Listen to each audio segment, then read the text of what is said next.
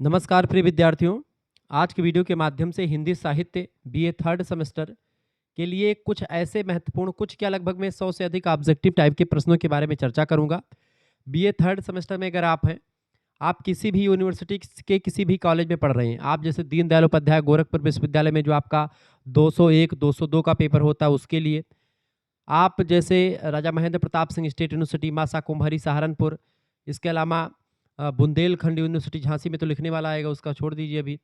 Doctor Bhimrao Ambedkar Agra विश्वविद्यालय या जिनकी भी परीक्षाएं महाराजा सुहेलदेव आजमगढ़ विश्वविद्यालय की ऑब्जेक्टिव होंगी, तो इन सभी के लिए जिनकी परीक्षाएं ऑब्जेक्टिव होंगी उनके लिए यह लेक्चर बहुत ही महत्वपूर्ण है। लिखने वालों के लिए बहुत महत्वपूर्ण इसलिए होगा चूंकि इसमें आपको बहुत जानकारी मिलेगी। लिखित परीक्षाएं जैसे कि राम मनोहर लोहियावत विश्वविद्यालय, वीर बहादुर सिंह पूर्वांचल महात्मा गांधी काशी विद्यापीठ, जनरल चंद्रशेखर बलिया विश्वविद्यालय और इसके अलावा एमजे पैरू बरेली रोहिलखंड विश्वविद्यालय, बुंदेलखंड यूनिवर्सिटी झांसी, प्रोफेसर अज्जू भैया स्टेट यूनिवर्सिटी लखनऊ विश्वविद्यालय। इसके अलावा आपका जो है चौधरी चरण सिंह मेरठ विश्वविद्यालय, छत्रपति साहू जी महाराज कानपुर विश्वविद्यालय, सिद्धार्थ यूनिवर्सिटी कपिलवस्तु, माँ पाटेश्वरी बलरामपुर विश्वविद्यालय। ऐसे और कुछ ऐसे विश्वविद्यालय हैं जिनमें लिखने वाली परीक्षाएं आती हैं। ठीक है, हो सकता है कि राजा महेंद्र प्रताप का भी लिखने वाला ही आ जाए। तो लिखने वाला आएगा तो उसके लिए अलग से मॉडल पेपर बनाया हुआ हूँ और भी मॉडल पेपर उसका आ जाएगा।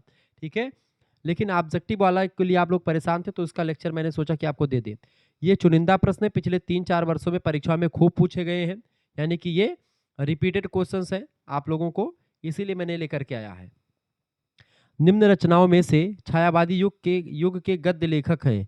छायावाद युग के गद्य लेखक कौन से इनमें से? देखिए, पंडित प्रताप नारायण मिश्रा और भारतेंदु भारतेंदु हरिश्चंद्र और प्रताप नारायण मिश्रा तो भारतेंदु युग के ही हैं, तो ये तो वैसे गलत हो जाएगा। ठीक है, हजारी प्रसाद द्विवेदी जो है ये द्विवेदी युग के, मतलब हजारी प्रसाद द्विवेदी ये छायावाद के नहीं है। ठीक है, हजारी प्रसाद नंद दुलारे वाजपेयी जो है ये गद्य के लेखक है, ऑप्शन नंबर इसका डी करेक्ट आंसर हो जाएगा। ठीक है, यही जो है छायावादी युग के गद्य लेखक हैं। अगला प्रश्न आ चुका, निम्न में से भारतेंदु युगीन गद्य के लेखक कौन है? भारतेंदु युग के जयशंकर प्रसाद छायावाद के ही हैं, तो ये होंगे नहीं। पंडित प्रताप नारायण मिश्रा जी की बात की तो ये भारतेंदु युग के हैं, ये भी नहीं होंगे। ठीक है, सॉरी, भारतेंदु युग पूछा गया, भारतेंदु युग ही पूछा गया है, तो करेक्ट आंसर क्या होगा? भारतेंदु युग के हैं पंडित प्रताप नारायण मिश्रा जी, गद्य लेखक हैं। बी ऑप्शन करेक्ट आंसर होगा। अगला क्वेश्चन आ चुका, जैनेन्द्र कुमार के द्वारा रचित निबंध कौन सा है? जैनेन्द्र कुमार के द्वारा इनमें से कौन सा निबंध लिखा गया है? तो पूर्वोदय नाम का निबंध जो है जैनेन्द्र कुमार के द्वारा लिखा गया है। अगला क्वेश्चन आ चुका, रूपक रहस्य किसकी रचना है? रूपक रहस्य पुस्तक के लेखक कौन है? बाबू श्याम सुंदर दास ने रूपक रहस्य नाम की पुस्तक लिखी है, ऑप्शन नंबर इसका ए करेक्ट आंसर होगा। अगला प्रश्न आ चुका, गबन के लेखक हैं। गबन, गोदान, करबला, रंगभूमि, कर्मभूमि, ये सब उपन्यास हैं। इसको लिखा है मुंशी प्रेमचंद जी ने। किसने लिखा है? मुंशी प्रेमचंद। उपन्यास सम्राट कहा जाता है, कहानी सम्राट कहा जाता है मुंशी प्रेमचंद जी को। 300 से अधिक कहानियां लिखी हैं, कम से कम 11 या 12 उपन्यास लिखे हैं, और उपन्यासों में इनके जो गोदान उपन्यास है बहुत ही फेमस उपन्यास है। किसान जीवन की त्रासदी को दिखाता है, ठीक है, सामंतवादी व्यवस्था को दिखाता है। तो ये जो एक प्रकार से आप देखते हैं मुंशी प्रेमचंद हैं, बहुत ही प्रसिद्ध कलाकार, बहुत ही प्रसिद्ध लेखक रहे हैं। इनके घर पर भी मैं गया हूँ, मुंशी प्रेमचंद जी के घर पर लमही में पड़ता है बनारस में, वहीं पर मैं जब अध्ययनरत था काशी हिंदू विश्वविद्यालय में, तो वहीं से मैं गया था काशी हिंदू विश्वविद्यालय की तरफ से। उनके जन्म दिवस की मतलब कि जन्मदिन जिस दिन पड़ता है मुंशी प्रेमचंद जी का, उस दिन मैं गया था वहाँ पर। तो वहाँ पर बीएचयू की तरफ से जो है आयोजित किया जाता है, पूरा जो है गोष्ठी होती है, वहाँ पर चर्चा होती है आपके ऊपर, प्रेमचंद जी के ऊपर, वहीं पर। जी जी, आगे देखते हैं। अगला प्रश्न आ चुका है, पंडित लल्लू लाल की कौन सी रचना है? पंडित लल्लू लाल, सदल मिश्र, ये सब गद्य के लेखक है, शुरुआती गद्य लेखक में। तो पंडित लल्लू लाल की रचना है प्रेम सागर। ठीक है, परीक्षा गुरु एक उपन्यास है, हिंदी का पहला उपन्यास जो है परीक्षा गुरु है, लाला श्रीनिवास दास ने इसको लिखा है। ठीक है, रानी केतकी की कहानी इंसा अल्लाह खान ने लिखा है। ठीक है, हिंदी गद्य लेखकों में शुरुआती जो है कहानियों में से है इंसा अल्लाह की कहानी। रानी केतकी कहानी इंसा अल्लाह खां की है। ठीक है, सुख सागर सदल मिश्र की रचना है, सदल मिश्र की है, और प्रेम सागर लल्लू लाल की है, जहाँ तक मुझे पता है। अगला प्रश्न, पर्दा कहानी किसकी है? पर्दा कहानी बड़ी फेमस कहानी है और आपके पाठ्यक्रम में संकलित भी है। यशपाल नाम के एक लेखक हैं, यशपाल, उन्होंने लिखा है। यशपाल की एक उपन्यास है, बहुत ही फेमस उपन्यास है, परीक्षा में प्रश्न पूछा जाता है, झूठा सच। ठीक है, झूठा सच, ये उपन्यास किसका है? यशपाल जी का उपन्यास है झूठा सच, और पर्दा कहानी भी यशपाल की है। झूठी शान शौकत पर आधारित है पर्दा कहानी, आपके पाठ्यक्रम में भी संकलित है। ठीक है, ये बात ध्यान रखेंगे। अगला क्वेश्चन सच होगा, कुटज के रचनाकार कौन है? कुटज, कुटज बेसिकली एक वृक्ष का नाम होता है, और इसको लिखा कुटज पर हो गया, अशोक के फूल, ठीक है, ऐसे तमाम प्रकार के पेड़ पत्ती फूल इन सभी पर लिखने वाले जो विद्वान हैं उनमें हजारी प्रसाद द्विवेदी का नाम आता है। ठीक है, ये निबंध है, कुटज क्या है? एक निबंध है, इसको लिखा है हजारी प्रसाद द्विवेदी जी ने। अगला क्वेश्चन आ चुका है, नागरी प्रचारणी सभा की स्थापना किस युग में हुई थी? नागरी प्रचारणी सभा की स्थापना किस युग में हुई थी? फटाफट से आप बताने का प्रयास करेंगे, बताइएगा भाई। क्या नाम है प्रश्न? क्या नगरी प्रचारणी सभा की स्थापना जो हुई थी, नगरी प्रचारणी सभा की स्थापना द्विवेदी युग की में हुई थी। द्विवेदी युग जो नाम पड़ा किसके नाम पर पड़ा है? द्विवेदी युग किसके नाम पर पड़ा है? पंडित महावीर प्रसाद द्विवेदी के नाम पर द्विवेदी युग का सूत्रपात हुआ, द्विवेदी युग का नामकरण हुआ है पंडित महावीर प्रसाद द्विवेदी के नाम पर। भारतेंदु युग भारतेंदु जी के नाम पर पड़ा है। भारतेंदु युग की समय सीमा 1850 से लेकर के अगर माने तो 1900 तक का समय काल जो है, बहुत सारे विद्वान यही मान लीजिए एक नॉर्मल तरीके से अगर देखें तो। द्विवेदी युग अगर देखेंगे तो 1900 ईस्वी से लेकर के 1900 से लेकर के 1918 या 1920 तक मान लीजिए, 1918 या 1920 तक। ठीक है, ये होता है द्विवेदी युग आपका। 1918 से छायावाद शुरू हो जाता है, 1918 से लेकर के 1936 तक चलता है छायावाद। ठीक है, ये बात ध्यान रखेंगे। और छायोदोत्तर काल मतलब कि छायावाद के बाद के काल को छायोदोत्तर काल कहते हैं। छायावाद के बाद में प्रयोगवाद आता है। प्रयोगवाद 1936 से 1947 मतलब 1947 के आसपास तक चलता है। 1944 से 1943 तक चलता है, 1936 से 1943 तक। 1943 से लेकर के उसके आगे और भी चलता है। उसके आगे क्या चलता है बेटा? उसके आगे आप देखते हैं प्रयोगवाद आता है 1943 से 1900 आप देखते हैं 54 तक। ठीक है, जिसमें जो है तार सप्तकों का प्रकाशन भी हुआ आगे के द्वारा। फिर उसके बाद नई कविता शुरू हो जाती है, तो तमाम सारी चीजें शुरू। आगे देखेंगे प्रेम सागर के रचनाकार कौन है? प्रेम सागर के रचनाकार है लल्लू लाल। ठीक है, प्रेम सागर को किसने लिखा है? लल्लू लाल की रचना है प्रेम सागर। ठीक है, लल्लू लाल की रचना है प्रेम सागर। एक प्रश्न और आपसे पूछा जाएगा, फोर्ट विलियम कॉलेज की स्थापना कब हुई थी? बेटा फोर्ट विलियम कॉलेज की स्थापना 1800 ईस्वी में हुई थी। ये बात ध्यान रखेंगे, परीक्षा में 100% पूछा जाता है, हमेशा पूछा जाएगा। फोर्ट विलियम कॉलेज की स्थापना 1800 ईस्वी में हुई थी, चूंकि यहीं से हिंदी गद्य का प्रादुर्भाव धीरे धीरे हुआ है, इसीलिए कहा जाता है। ठीक है, ये बात आप ध्यान रखेंगे। अच्छा, जॉन गिलक्राइस्ट हिंदी भाषा के लिए किस लिपि के पक्षपात में थे? तो ये देवनागरी लिपि के पक्षपात में थे। ठीक है, जॉन गिलक्राइस्ट, ये बात आप ध्यान रखेंगे। ये बात और बताएं, इंसा अल्लाह खां की कहानी का क्या नाम है? रानी केतकी की कहानी किसने लिखी? इंसा अल्लाह खां ने लिखी है। ये बात मैंने आपको बता दिया है। ये सब प्रश्न परीक्षा में आते रहते हैं। अगला क्वेश्चन आ चुका, हजारी प्रसाद द्विवेदी को किस सन में पद्म भूषण की उपाधि मिली थी? हजारी प्रसाद द्विवेदी जी को किस सन में पद्म भूषण की उपाधि मिली थी? पद्म भूषण की उपाधि कब मिली थी किसको? द्विवेदी जी को। तो कब मिली थी बेटा? फटाफट से आप बताने का प्रयास करेंगे। हजारी प्रसाद द्विवेदी जी को 1957 में। ऑप्शन नंबर 1 करेक्ट आंसर हो जाएगा। अगला प्रश्न है, काका कालेलकर का नाम किस विधा के लेखक के रूप में प्रसिद्ध है? काका कालेलकर का नाम जो है निबंध लेखन के लिए जाना जाता है। ऑप्शन नंबर इसका 1 करेक्ट आंसर होगा। अगला प्रश्न आ चुका, आचार्य रामचंद्र शुक्ल की रचना है। आचार्य रामचंद्र शुक्ल की रचना है चिंतामणि। चिंतामणि कई भागों में बटी हुई रचना है, भाग 1, भाग 2, भाग 3। चिंतामणि इनके निबंधों का संग्रह है। इसमें हजारी मतलब इनके आचार्य शुक्ल जी के जितने भी निबंध हैं वो सब चिंतामणि नाम के निबंध संग्रह में संकलित किए गए हैं। अशोक के फूल ये हजारी प्रसाद द्विवेदी की रचना है, ये बात आप ध्यान रखेंगे। अगला प्रश्न, कर्म भूमि किसकी रचना है? जो इंपॉर्टेंट चीजें होंगी मैं बताता हुआ चलूंगा, परीक्षा में जो पूछे जाते रहते हैं। बताइए, कर्म भूमि किसकी रचना है? कर्म भूमि, रंग भूमि, ठीक है, करबला, गोदान, गबन, ठीक है, ये सब रचनाएं जो हैं किसकी हैं? मुंशी प्रेमचंद जी की हैं। ऑप्शन नंबर इसका 1 करेक्ट आंसर हो जाएगा। ठीक है, अगला क्वेश्चन आ चुका, भाषा युग वशिष्ठ रचना किसकी है? भाषा युग वशिष्ठ, भाषा युग वशिष्ठ रचना किसने लिखी? 2022-23 में प्रश्न पूछा गया है। ये राम प्रसाद निरंजनी की रचना है। भाषा युग वशिष्ठ परीक्षा में हमेशा प्रश्न आया हुआ है। आधुनिक हिंदी गद्य का प्रवर्तक किसको मानते हैं? आधुनिक हिंदी गद्य का प्रवर्तक भारतेंदु बाबा हरिश्चंद्र को मानते हैं। ये बात आप ध्यान रखेंगे। भारतेंदु जी का एक कथन और परीक्षा में खूब पूछा जाता है कि हमारे मत में हिंदी और उर्दू दो बोली न्यारी न्यारी हैं। हमारे मत में हिंदी और उर्दू को बोली न्यारी न्यारी हैं। ये किसने कहा था? ये कहा था राजा लक्ष्मण सिंह जी ने कहा था। ठीक है, हिंदी और उर्दू के बारे में राजा लक्ष्मण सिंह का कथन है कि हमारे मत में हिंदी और उर्दू बोली न्यारी न्यारी है। ठीक है, ये बात आप ध्यान रखिए, परीक्षा में खूब प्रश्न से पूछे जाते हैं, ये बात आप ध्यान रखिएगा। आगे बढ़ते हैं, अगला प्रश्न आपकी स्क्रीन पर आ चुका, फटाफट से आप देखने का प्रयास करेंगे।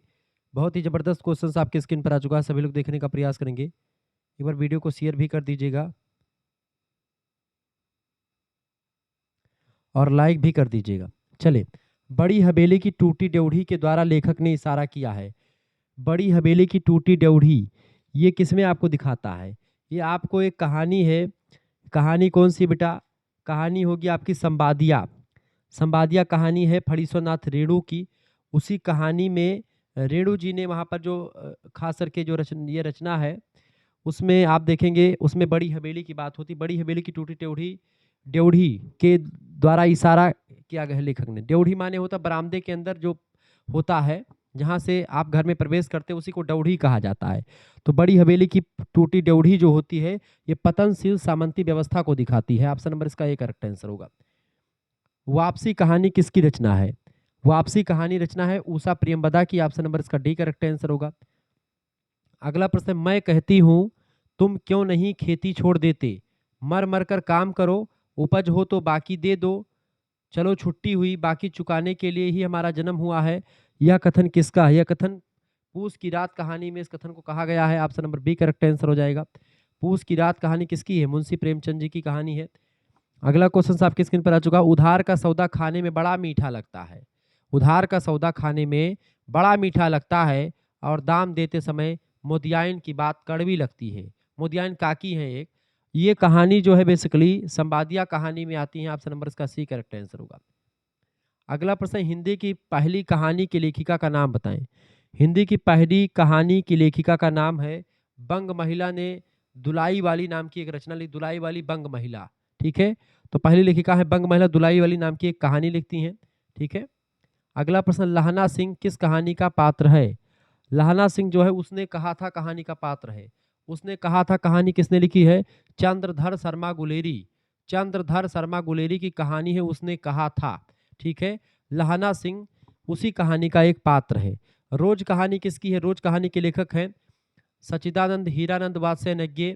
रोज कहानी का दूसरा नाम क्या है? गैंग्रीन इसको कहते हैं, ठीक है। ये रोज कहानी किस धरातल पर आधारित है? तो मनोवैज्ञानिक धरातल पर आधारित है।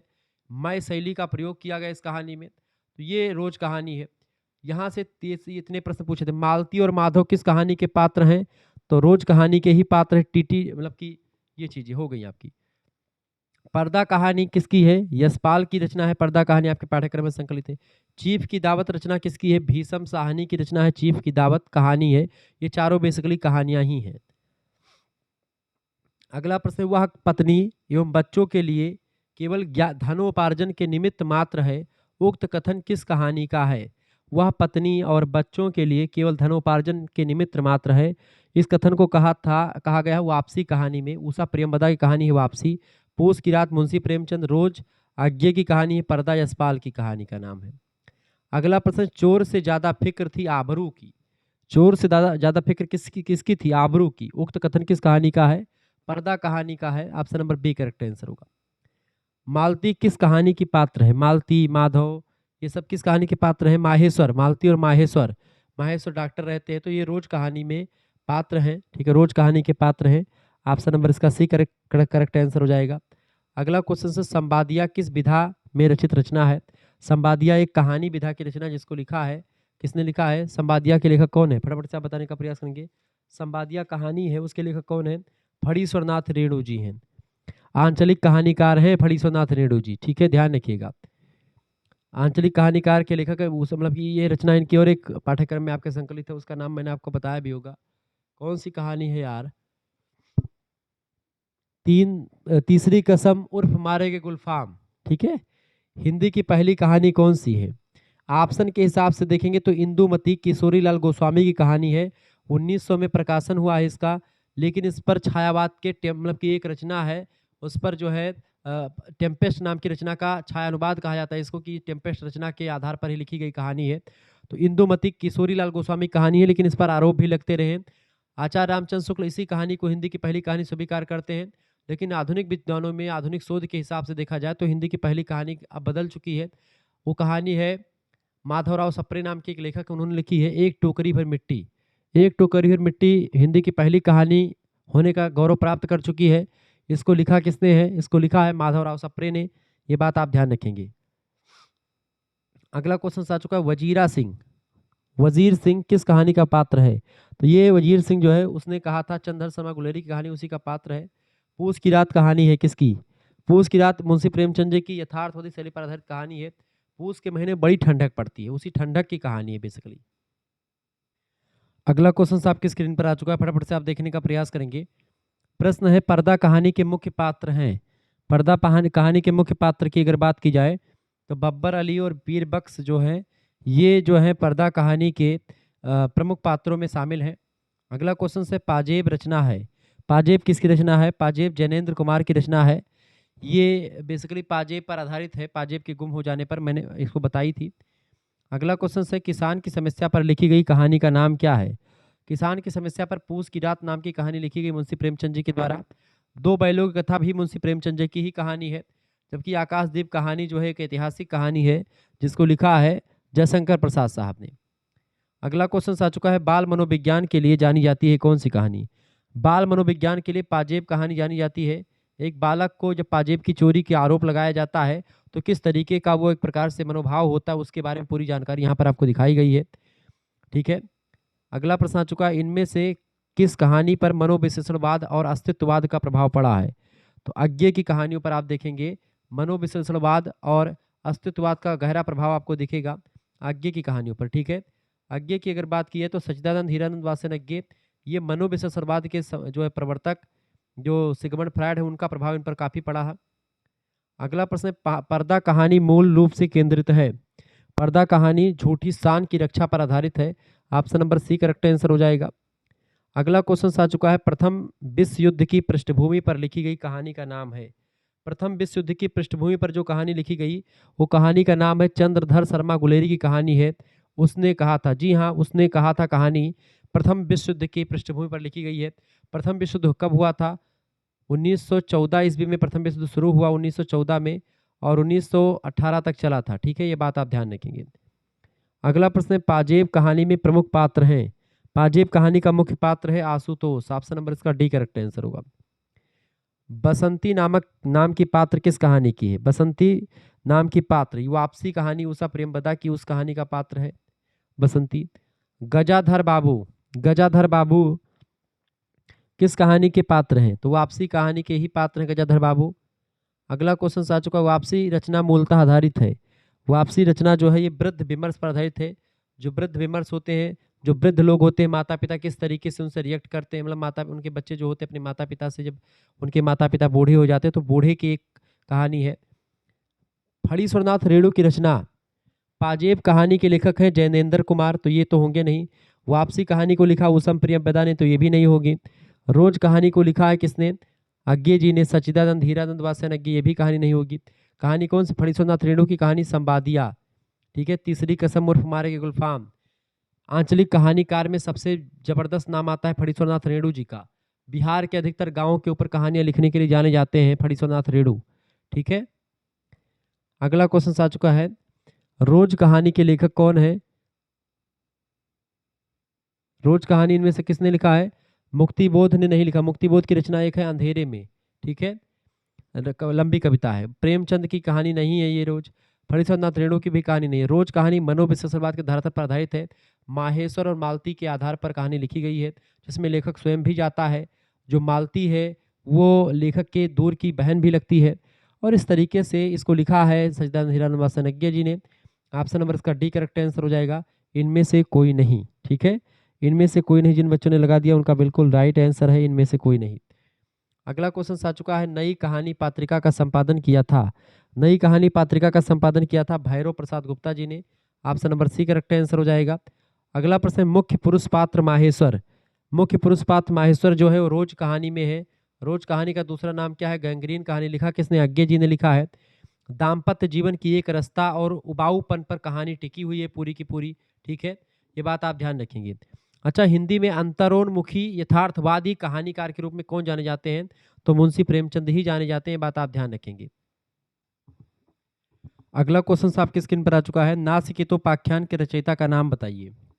नासिकेतोपाख्यान के रचयिता हैं सदल मिश्र। ठीक है, ऑप्शन नंबर इसका ए करेक्ट आंसर हो जाएगा। क्लियर। इंसा अल्लाह खां रानी केतकी कहानी के लेखक हैं। अगला प्रश्न आ चुका है, हिंदी गद्य का सूत्रपात कब से माना जाता है? हिंदी गद्य का सूत्रपात 1800 ईस्वी से शुरू माना जाता है। बी ऑप्शन करेक्ट आंसर हो जाएगा। अगला प्रश्न, राजा भोज का सपना के रचनाकार, राजा भोज का सपना किसने लिखा है? राजा शिव प्रसाद सितारे हिंद की रचना है। ऑप्शन नंबर इसका सी करेक्ट आंसर होगा। हिंदी नई चाल में ढली किसने कहा था? हिंदी नई चाल में ढली इसको कहा था भारतेंदु हरिश्चंद्र जी ने। ऑप्शन नंबर इसका बी करेक्ट आंसर हो जाएगा। अगला क्वेश्चन आ चुका है, भाषा योग वशिष्ठ रचना किसकी है? 2022-23 सब में पूछा गया। भाषा योग वशिष्ठ, भाषा योग वशिष्ठ रचना के लेखक कौन है? भाषा योग वशिष्ठ को लिखा राम प्रसाद निरंजनी साहब ने। ऑप्शन नंबर इसका सी करेक्ट आंसर हो जाएगा। अगला क्वेश्चन है, आधुनिक हिंदी गद्य का प्रवर्तक किसे माना जाता है? तो भारतेंदु हरिश्चंद्र को मानते हैं। इसका डी ऑप्शन करेक्ट आंसर होगा। हमारे मत में हिंदी और उर्दू दो न्यारी नारी, मतलब दो बोली न्यारी नारी हैं, यह कथन किसका है? राजा लक्ष्मण सिंह जी का है। ये सब प्रश्न परीक्षा में पूछे गए क्वेश्चन से, ये बात आप ध्यान रखेंगे। आगे बढ़ते और भी चीज़ों को जानने का प्रयास करते हैं। अगला प्रश्न, जॉन गिलक्राइस्ट हिंदी भाषा के लिए किस लिपि के पक्षपात में थे? तो जॉन गिलक्राइस्ट जो थे जो है किसकी लिपि में थे बेटा? फटाफट से आप बताने का प्रयास करेंगे। देवनागरी लिपि के पक्ष में थे या रोमन के? तो हिंदी भाषा के लिए किस लिपि के पक्षपात में थे?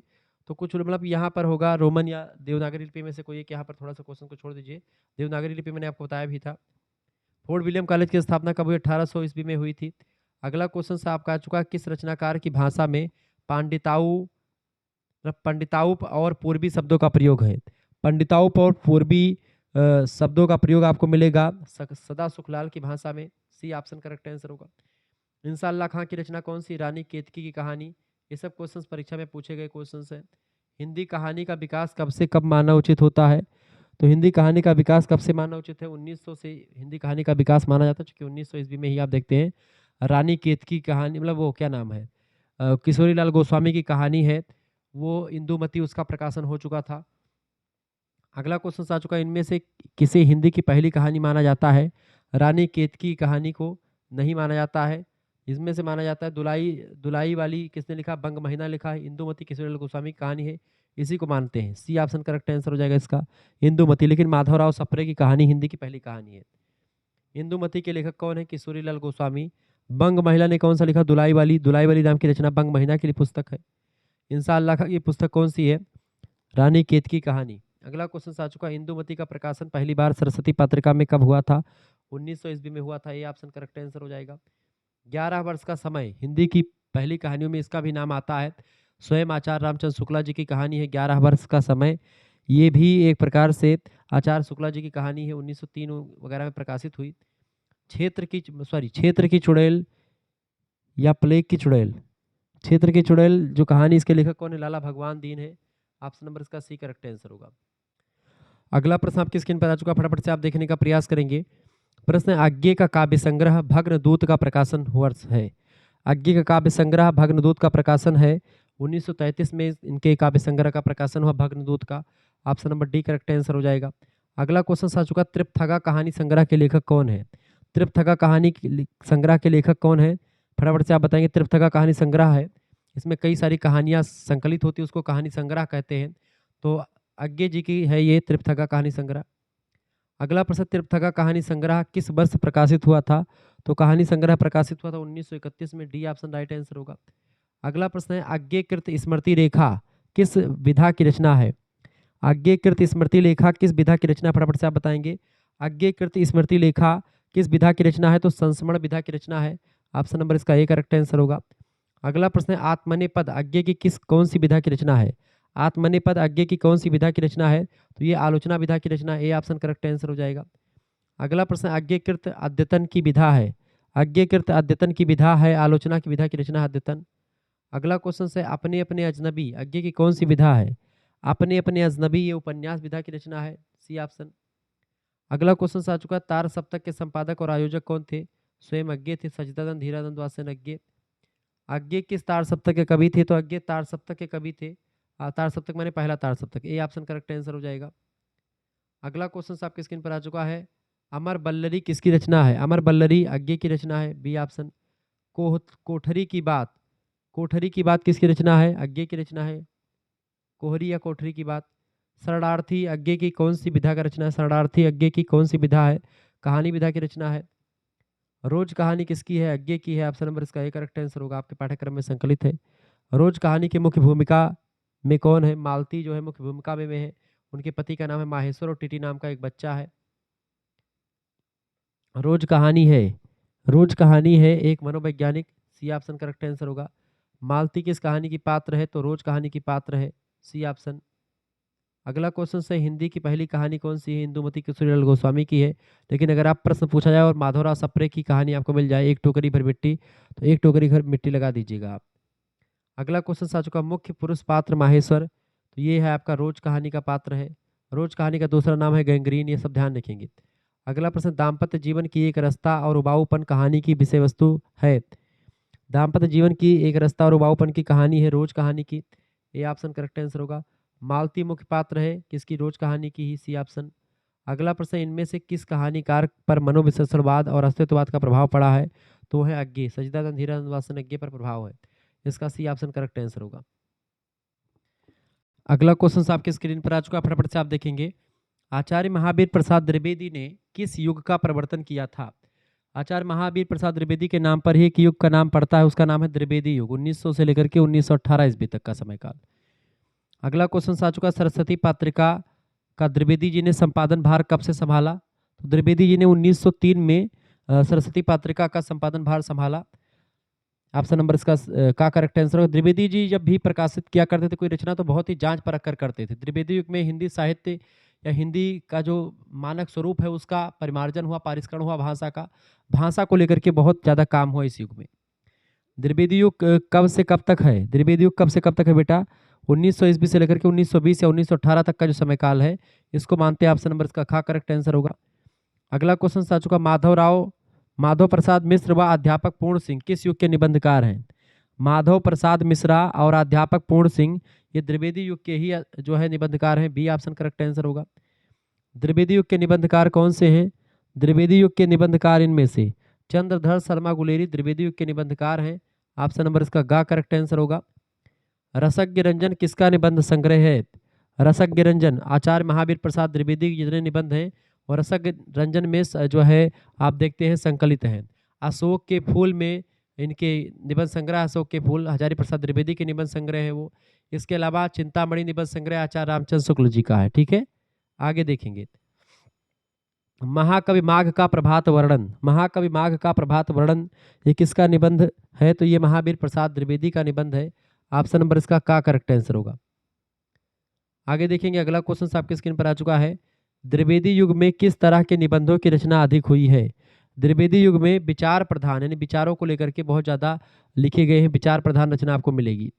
अगला क्वेश्चन से, द्विवेदी जी ने कवि कर्तव्य निबंध को कितने भागों में विभक्त किया है? यानी कवियों के लिए एक मार्गदर्शन के लिए इन्होंने कवि कर्तव्य नाम का एक निबंध लिखा कि एक कवि को क्या क्या करना चाहिए, कवि का क्या कर्तव्य होता है, इसको लेकर के लिखा एक निबंध जो 4 भागों में बटा हुआ है। ऑप्शन नंबर इसका गा करेक्ट आंसर होगा। अगला प्रश्न है, कवि कर्तव्य निबंध के पहले भाग का क्या शीर्षक है? तो पहले भाग में एक प्रकार से छंद के बारे में बताया गया है, ऑप्शन नंबर इसका का करेक्ट आंसर होगा। जिन पंक्तियों में वर्णों या मात्राओं की संख्या नियमित होती है उसे क्या कहते हैं? उसी को हम छंद कहते हैं, ये बात आप ध्यान रखेंगे। अगला क्वेश्चन आपकी स्क्रीन पर आ चुका है, फटाफट से आप देखने का प्रयास करेंगे। जो कुछ छंदों में कहा जाता है वह वाक्य कहलाता है, जो कुछ छंदों में कहा जाता है उसी को पद्य कहते हैं, का ऑप्शन करेक्ट आंसर होगा। द्विवेदी युग के अनुसार कवि को किस तरह की भाषा लिखनी चाहिए? द्विवेदी युग के अनुसार, द्विवेदी जी के अनुसार कवि को किस तरह की भाषा लिखनी चाहिए? तो सहजता से समझने योग्य भाषा का प्रयोग करना चाहिए, गा ऑप्शन करेक्ट आंसर हो जाएगा। कविता लिखते समय किसके नियमों की अवहेलना करनी चाहिए? कविता लिखते समय व्याकरण के नियमों की अवहेलना कर देनी चाहिए। व्याकरण के नियम कविता में उतना ज़्यादा लागू नहीं होते हैं, लेकिन गद्य में व्याकरणिक नियमों के अनुसार ही लिखना पड़ता है। आगे देखेंगे, अगला क्वेश्चन आ चुका, द्विवेदी जी के अनुसार कविता का प्राण क्या है? द्विवेदी जी के अनुसार कविता का प्राण होता है सौरस्य। ठीक है, ऑप्शन नंबर इसका घा करेक्ट आंसर होगा, यानी कि सौरस्य जो होता है उसमें सब कुछ समाहित हो जाता है। चले, अगला क्वेश्चन आपके स्क्रीन पर आ चुका, फटाफट से देखने का प्रयास करेंगे। प्रश्न, मेरे राम का मुकुट भीग रहा है कैसा निबंध है? मेरे राम का मुकुट भीग रहा है ये एक व्यक्ति व्यंजक निबंध की श्रेणी में आता है, घा ऑप्शन करेक्ट आंसर होगा। मेरे राम का मुकुट भीग रहा है निबंध में माता कौशल्या किनका प्रतिनिधित्व करती हैं या कर रही हैं? तो मेरे राम का मुकुट भीग रहा है माता कौशल्या यहाँ पर माताओं का प्रतिनिधित्व करती हैं। घा ऑप्शन करेक्ट आंसर होगा। कुबेरनाथ राय जी का जन्म कब हुआ था? कुबेरनाथ राय जी का जन्म हुआ था 1938 ईस्वी में। ठीक है, 1933 या 1938, 1933 ईस्वी में इनका जन्म हुआ था। ठीक है, अगला प्रश्न आ चुका कुबेरनाथ राय का पहला निबंध। कुबेरनाथ राय जी का पहला निबंध जो है वो है प्रिया नीलकंठी। ऑप्शन नंबर इसका का करेक्ट आंसर होगा। प्रिया नीलकंठी के लिए ज्ञानपीठ पुरस्कार कब मिला? तो प्रिया नीलकंठी निबंध पर इनको जो है कुबेरनाथ राय जी को 1969 में मिला था ज्ञानपीठ पुरस्कार। निषाद बांसुरी 1973 में प्रकाशित एक रचना है, एक निबंध है, ये इसके लेखक कौन है? निषाद बांसुरी कुबेरनाथ राय की रचना है। कुबेरनाथ राय इनका जन्म उत्तर प्रदेश के किस जिले में हुआ था? उत्तर प्रदेश के गाजीपुर में हुआ था। ऑप्शन नंबर इसका खा करेक्ट आंसर हो जाएगा। अगला क्वेश्चन आ चुका है भारतीयता की संकल्पना और कुबेरनाथ राय 2009 ईस्वी में ये शोध ग्रंथ प्रकाशित हुआ था। किसने प्रकाशित किया था? कुबेरनाथ राय। भारतीयता की संकल्पना और कुबेरनाथ राय 2009 ईस्वी में ये शोध ग्रंथ था राजीव रंजन का। ऑप्शन नंबर इसका का करेक्ट आंसर होगा। प्रिया नीलकंठी पर आदर्श रामचंद्र शुक्ल सम्मान कब मिला? प्रिया नीलकंठी पर आचार्य रामचंद्र शुक्ल सम्मान जो मिला था 1971 में मिला। का ऑप्शन करेक्ट आंसर होगा। अशोक के फूल निबंध किसके हैं? अशोक के फूल हजारी प्रसाद के निबंध है। ऑप्शन नंबर इसका सा करेक्ट आंसर हो जाएगा। अगला क्वेश्चन आपकी स्क्रीन पर आ चुका है। निबंध एक ऐसी सर्जना को कहा जाता है जिसमें विचारों, उदाहरणों एवं कथाओं का विधिवत सम्मिश्रण होता है। इसको किसने कहा था? मानतेन जो इतिहासकार है उन्होंने कहा था, विदेशी हैं। अगला प्रश्न है भारतेंदु युग के प्रमुख निबंधकार। भारतेंदु युग के प्रमुख निबंधकार में बाल कृष्ण भट्ट का नाम आता है। ऑप्शन नंबर इसका सा करेक्ट आंसर होगा। अगला प्रश्न सुमेलित नहीं है। सुमेलित देखिए लल्लू लाल की रचना प्रेम सागर है, बिल्कुल ठीक है। कुबेरनाथ राय, प्रिया नीलकंठी बिल्कुल सही है।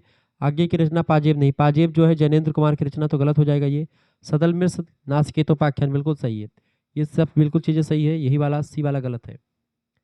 अगला क्वेश्चन आ चुका है अपने देश की सब प्रकार से उन्नति करो जिसमें तुम्हारी भलाई हो, वैसी किताब पढ़ो, वैसे ही खेल खेलो, वैसी वैसी ही बातें करो जिसमें तुम्हारी भलाई हो, परदेसी वस्तु और परदेसी भाषा का भरोसा मत रखो, अपने देश में अपनी भाषा की उन्नति करो। ये अंश जो है कहाँ से लिया गया है? भारतवर्ष उन्नति कैसे हो सकती है, वहाँ से लिया गया है। भारतेंदु हरिश्चंद्र जी की रचना है भारतवर्ष उन्नति कैसे हो सकती है, ये है उसमें। कवि कर्तव्य महावीर प्रसाद द्विवेदी का निबंध है। करुणा आचार्य रामचंद्र शुक्ल का होगा। अशोक के फूल हजारी प्रसाद द्विवेदी का है। अगला क्वेश्चन आ चुका वर्णनात्मक, विवरणात्मक, भावात्मक तथा विचारात्मक शैली निबंधों की किस युग में लिखी गई? वर्णनात्मक, विवरणात्मक, भावात्मक और विचारात्मक शैली किस युग के निबंधों की विशेषता रही है? तो भारतेंदु युग में इस प्रकार के निबंध खूब लिखे गए। इसका बा ऑप्शन करेक्ट आंसर होगा। ललित निबंधकार कौन है? ललित निबंधकार में सबसे अच्छा नाम आता है विद्यानिवास मिश्रा जी, आचार्य हजारी प्रसाद द्विवेदी जी, ये सब ललित निबंधकार हैं। ऑप्शन नंबर इसका आ करेक्ट आंसर हो जाएगा। अगला प्रश्न राजनीतिक और सामाजिक सुधार तथा देश प्रेम की प्रवृत्ति किस युग के निबंधों की प्रधानता या प्रधान विशेषता रही है? तो राजनीतिक एवं सामाजिक सुधार तथा देश प्रेम की प्रवृत्ति किस युग के निबंधों की प्रधान विशेषता रही है? तो भारतेंदु युग के निबंधों की। ऑप्शन नंबर इसका सी करेक्ट आंसर होगा। जिन बच्चों ने सी लगा दिया उनका बिल्कुल राइट आंसर है। अगला क्वेश्चन आप देखिए, प्रश्न आ चुका है इनमें से कौन सी कहानी चंद्रधर शर्मा गुलेरी की है?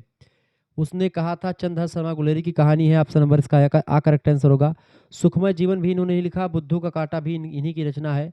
ऑप्शन नंबर इसका डी लगा देंगे, उपरोक्त तो सभी रचनाएं इन्हीं की हैं। प्रेमचंद पूर्व हिंदी कहानियों में श्रेष्ठ कहानी कौन सी है? प्रेमचंद पूर्व हिंदी कहानियों में उसने कहा था कहानी सबसे श्रेष्ठ मानी जाती है, सी ऑप्शन। अगला प्रश्न, प्रेमचंद की पहली कहानी हिंदी का क्या नाम था? हिंदी और उर्दू दोनों में लिखते थे, इसलिए हिंदी की जो पहली कहानी है इनकी उसका नाम है पंच परमेश्वर, जो आपके पाठ्यक्रम में संकलित है। बाकी मंत्र, बूढ़ी काकी, ठाकुर का कुआं, ये सब कहानी इन्हीं की है।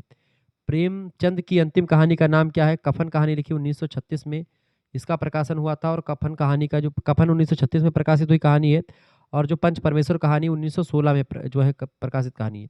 इसीलिए 1916 से 1936 का हिंदी युग में जो समयकाल रहा है ये प्रेमचंद युग के नाम से कहानियों में जाना जाता है। ठीक है, ध्यान रखिएगा।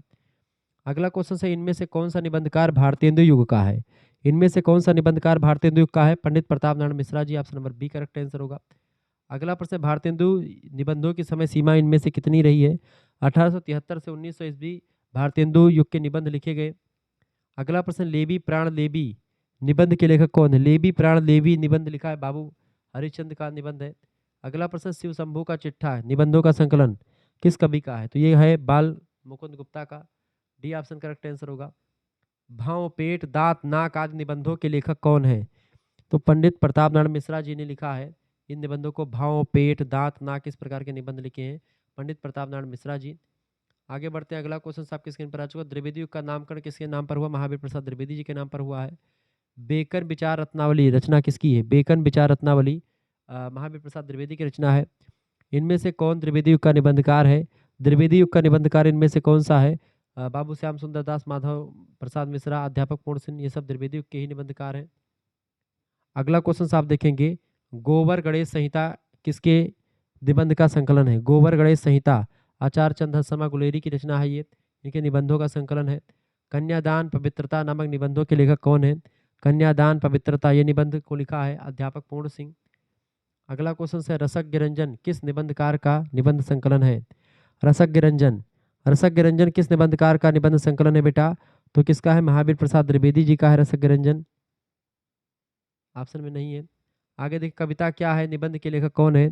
कविता क्या है? महावीर प्रसाद द्विवेदी नहीं बल्कि कवि कर्तव्य महावीर प्रसाद द्विवेदी की रचना है। कविता क्या है? आचार्य रामचंद्र शुक्ल की रचना है। अध्यापक पूर्ण सिंह किस वर्ग के निबंधकार हैं? तो ये भावात्मक निबंधकार है अध्यापक पूर्ण सिंह। अगला क्वेश्चन से, आचार्य रामचंद्र शुक्ल निबंध संकलन इनमें से कौन सा है? इनमें से इनका चिंता मणि है। ऑप्शन नंबर इसका सी करेक्ट आंसर हो जाएगा। इस तरीके से आप लोगों ने बहुत सारे प्रश्नों को समझा। मिलते हैं फिर नेक्स्ट वीडियो में, तब तक के लिए जय हिंद जय भारत। आप सभी का बहुत बहुत धन्यवाद। हमारे साथ जुड़ने के लिए इसी प्रकार से अपना प्यार हमेशा बना रखेंगे। बहुत बहुत धन्यवाद। वीडियो को लाइक, चैनल को सब्सक्राइब कर दीजिएगा। बहुत बहुत धन्यवाद।